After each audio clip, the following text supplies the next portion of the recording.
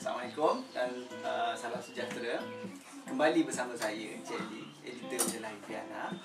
Hari ini saya ingin berikan tip yang sangat mudah, projek DIY. Kita guna semula barang yang ada.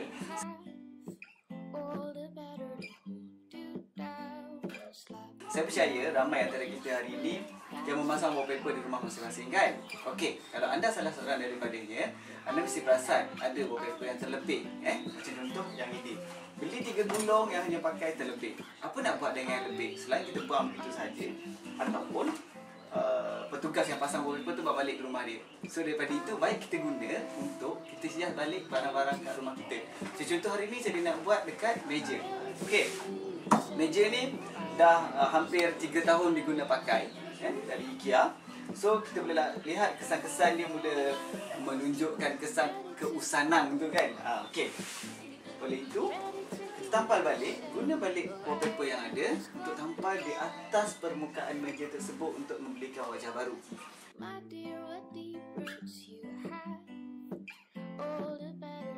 Bila wallpaper tadi dah ready, dah siap dipotong kena dengan ukurannya. So rasanya kita pakai satu pun cukup. Kita kena sapu gam terlebih dahulu. Okey, gam yang kita guna pakai hari ini adalah gam yang memang dibuat khas untuk wallpaper. Gam ni asalnya dalam bentuk serbuk, tetapi telah dicampur dengan air untuk jadikannya cecair. Jadi cecair gam. Okey. Okey, so sekarang seeloknya kita sapu menggunakan berus. Tapi oleh kerana berus tak ada, jadi masa sekolah dulu kan kita pernah buat, kalau terdesak tak ada berus nak sapu gam kan, apa kita buat? Kita koyakkan kertas lukisan kita, kan. So sekarang kita gunakan juga kertas wallpaper yang dah tak terpakai tu, potong. Wallpaper yang tak terpakai lagi tu kita potong. Ini kerja sangat-sangat simple daripada kita membazir, Okey, buat bentuk berus macam ni. Yang penting kita boleh sapu gam tu dekat meja dan juga dekat wallpaper yang kita nak gunakan.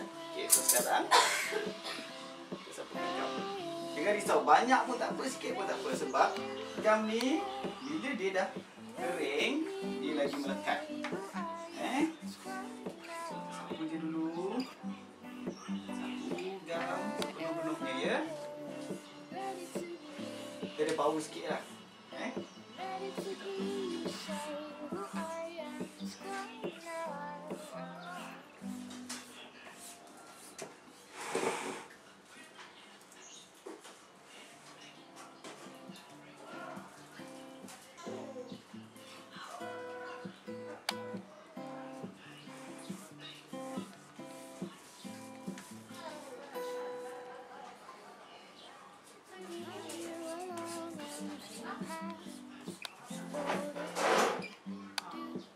Keseluruhan meja, ya.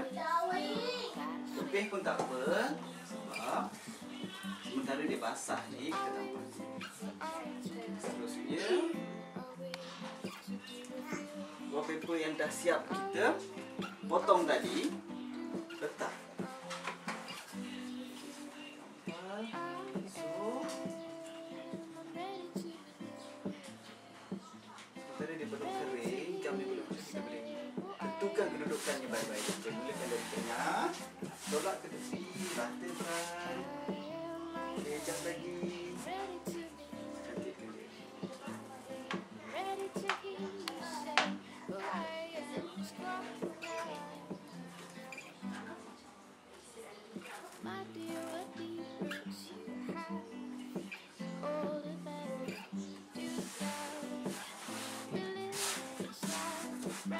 Okey, siap.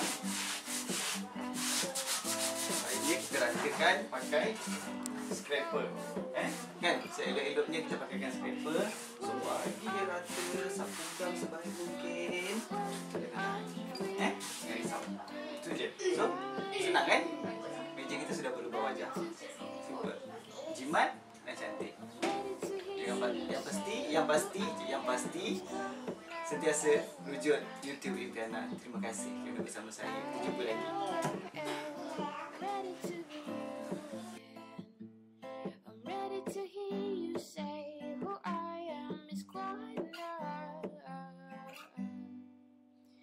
Don't know where I've been. You don't know where I've been. Don't know